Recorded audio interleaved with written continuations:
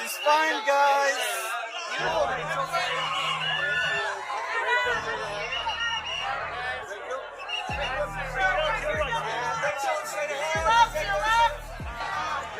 Rachel Zegler had actually pulled off something genuinely difficult. She had made most of the internet stop actively talking about Snow White, not forgive it, not process it, not move past it in any meaningful emotional sense, but at least stop bringing it up every single day as a reference point for Hollywood failure.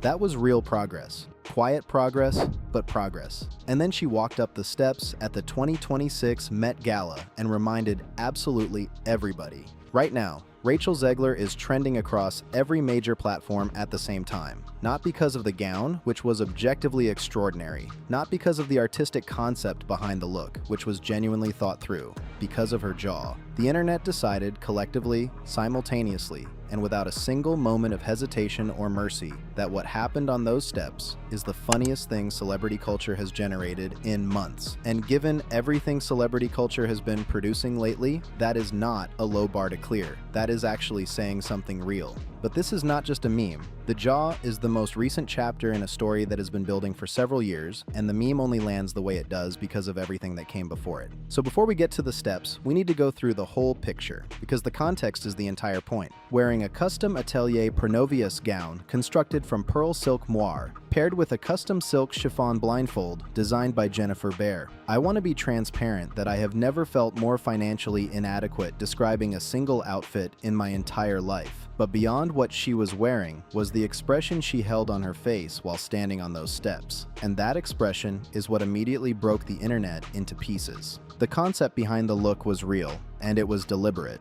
The theme for the evening was costume art. Her entire presentation was built as a direct visual reference to Paul Delaroche's 1833 painting depicting the execution of Lady Jane Grey, a blindfolded teenage queen standing in her final moments before death, surrounded by people who had already decided her fate. That was the idea she was working with. A martyr descending the stairs in front of the entire industry, committing completely to the image of someone who is about to lose everything for something nobody around them fully understood or cared about. The internet did not engage with the concept. The internet engaged with her jaw.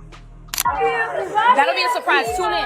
Dochi, what were you listening to while getting ready for Rolling Stone? I'm listening to Runway by Dochi and Lady Gaga. It's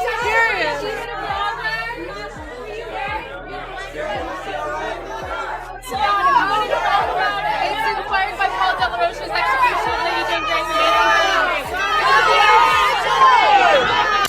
The responses came fast and in enormous volume. One user wrote that the expression around her jaw suggested some form of powdery participation in the limousine on the way to the venue. Another said she looked like she was experiencing a neurological event and genuinely asked why she could not have waited until she was at least inside the building before whatever that happened. The memes arrived before the hour was up. The stitches followed immediately after. The side-by-sides, the reaction compilations, the full treatment, all of it landing before she had made it back to her car, and the evening had technically ended. At this point, I am beginning to believe with genuine conviction that Rachel Zegler is constitutionally, structurally, maybe even cosmically incapable of attending a public event without becoming a meme before the photographs have finished uploading. It has become something approaching a pattern so consistent it feels almost predictable. Joe, honey, what are you doing with your mouth? I know you played Snow White, but you don't have to like feed into that role. You going like this. It's giving. I like to go skiing. It's giving. I got into a little something before I got on that red carpet. What?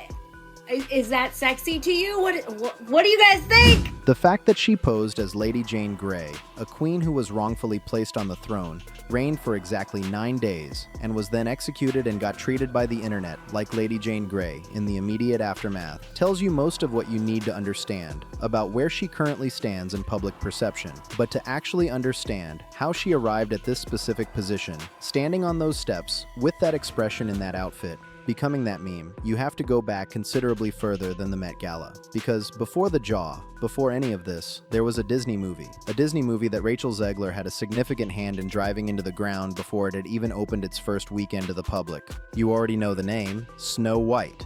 Rachel played the lead role. The film opened in March 2025 to $42 million domestically, which is a number that on the surface sounds like it might be survivable. And then the complete accounting came through. According to Forbes, when the full global picture was assembled, Disney estimated it had lost $168.7 million on the film after all costs, reshoots, marketing spend, and international returns were factored against each other.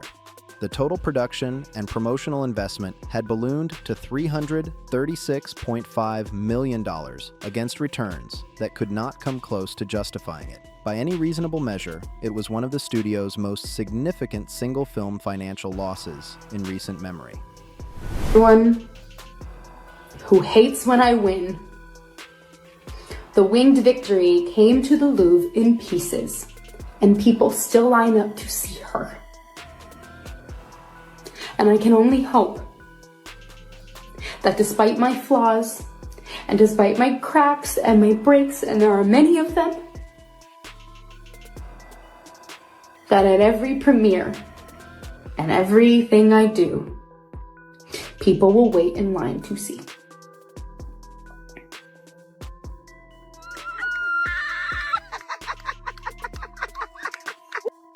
Here is where the story becomes genuinely complicated, because Zegler did not simply star in the movie and let it find its own audience. She spent approximately 2 years actively working against the film's ability to be sold to the people it needed to reach, and she did all of it in public, in press appearances, in interviews, on social media, in front of the exact audiences the movie was supposed to convert into ticket buyers. At Disney's Expo in 2022, she stood in front of a crowd of Disney fans at a Disney event and told the assembled press, and this is a direct quote that has not been taken out of context, there is a big focus on her love story with a guy who literally stalks her. She was describing the romantic storyline of the film she was actively there to promote, to people who had shown up specifically because they loved Disney properties. That was the opening move of a 2-year promotional campaign. When the official trailer eventually dropped, she attached the phrase, "And always remember, Free Palestine," to the same social media post that was meant to be driving attention toward the Snow White teaser. Disney executives were caught completely off guard. Producer Mark Platt got on a plane to New York personally, according to reporting from Variety, to speak with her directly about the post and what it was doing to the film's promotional momentum.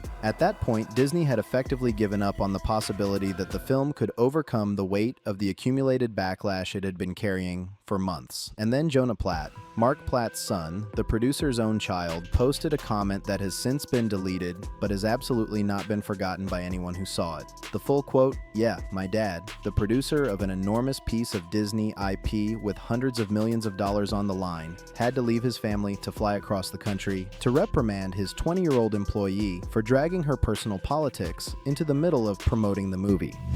Bringing a modern edge to it on stage. What do you mean by that? I just mean that it's no longer 1937, and we absolutely wrote a Snow White that is not going to be saved by the prince. She's not going to be saved by the prince, and she's not going to be dreaming about true love. She's dreaming about becoming the leader she knows she can be, and the leader that her late father told her that she could be if she was fearless, fair, brave, and true.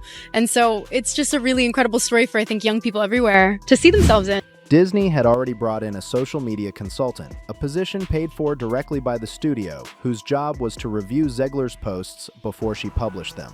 Mark Platt went back to her and made the case a second time. She eventually agreed to work with the consultant in the weeks leading up to the March 21st release. Take a moment with that.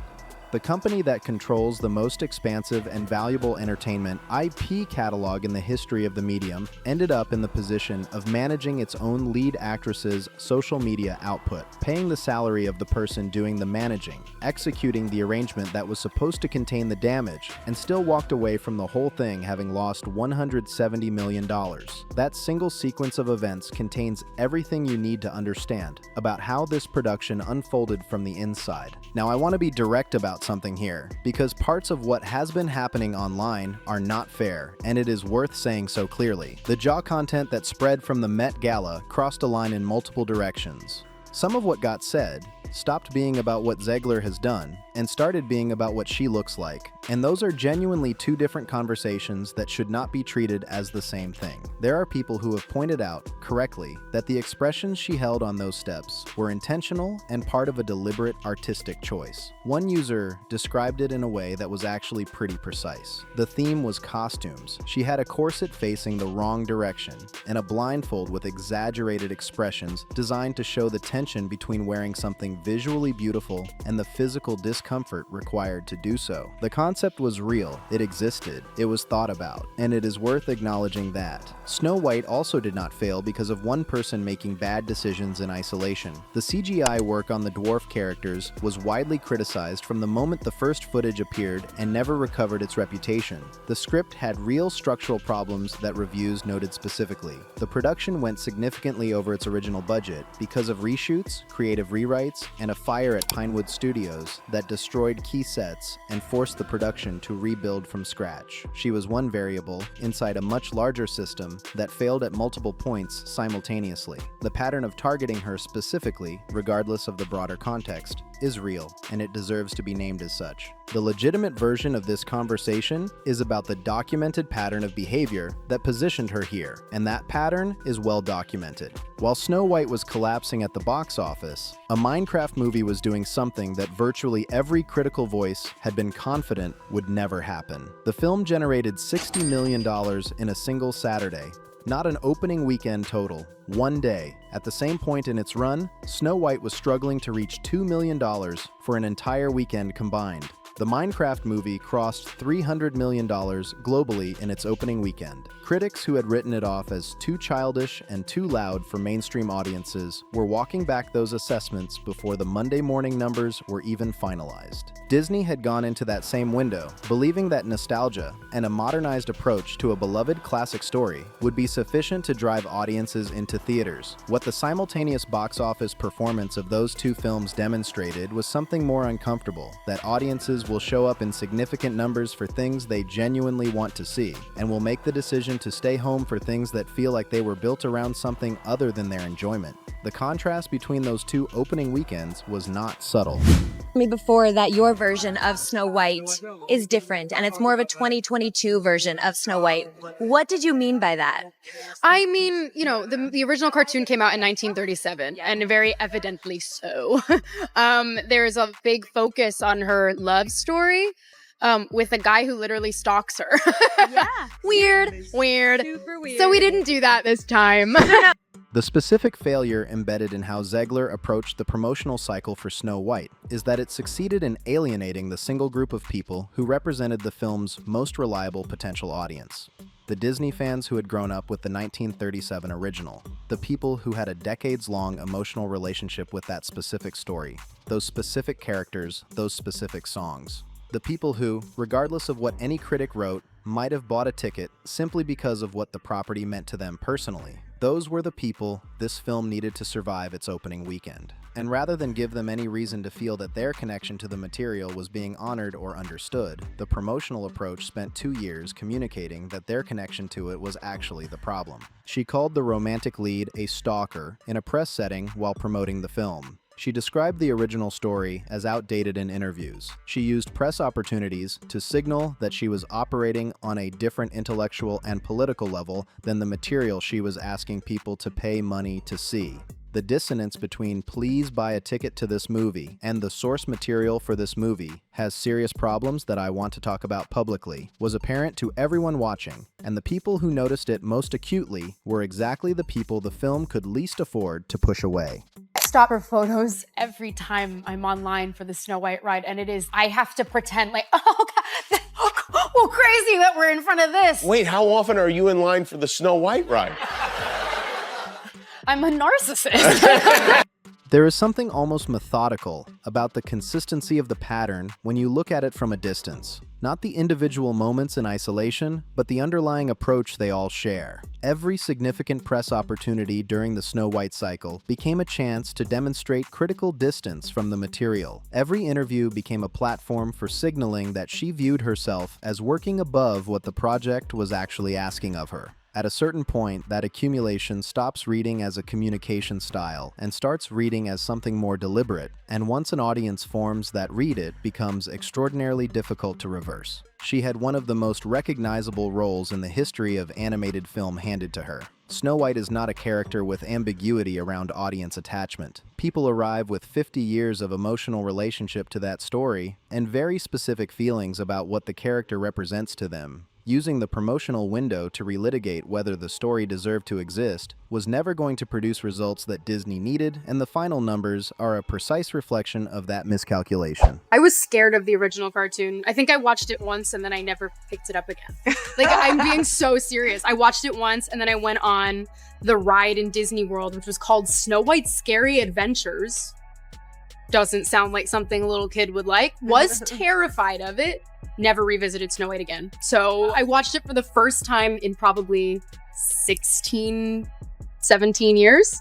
Moving forward from Snow White, Zegler is now the lead of the stage production of Evita at the London Palladium, taking on the role of Eva Peron. It is a genuinely significant stage role, the kind that can redefine a career if the execution is right and the audience responds. She is the centerpiece of every piece of marketing surrounding the production.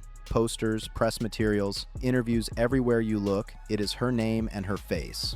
The promotional copy keeps stacking her credentials. Golden Globe winner, Snow White, West Side Story, The Hunger Games. The implicit logic is that accumulating enough title recognition in close proximity eventually becomes a reputation that audiences trust and respond to. But the actual demand figures tell a different story. For a production of this profile with a lead role of this magnitude, ticket demand should be immediate and highly visible. As of now, the first show scheduled for June has availability across every section and every date on the calendar.